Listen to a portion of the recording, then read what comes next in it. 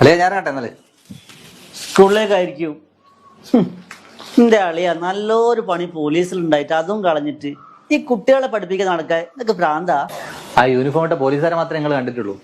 അവരനുഭവിക്കുന്ന പ്രശ്നങ്ങളൊന്നും നിങ്ങൾക്ക് അറിയില്ലല്ലോ. പോലീസുകാരൻ്റെ അളിയെന്ന് പറയുമ്പോൾ ഒരു നിലയും വില ഉണ്ടായിരുന്നു.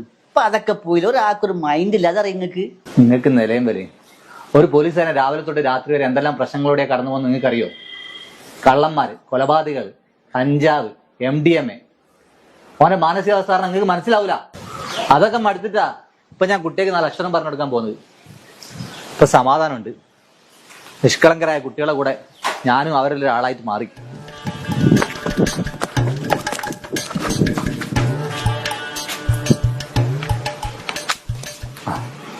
മാഷേ, എങ്ങനെയുണ്ട് പുതിയ ജോലിയും കുട്ടികളൊക്കെ?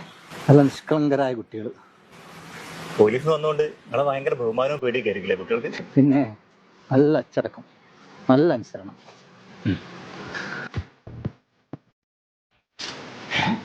പോലീസിലായിരുന്നേ ഹെൽമറ്റും ഷീൽഡും ഉണ്ടായിരുന്നു. തടി കഴിച്ചിലായി കിട്ടായിരുന്നു.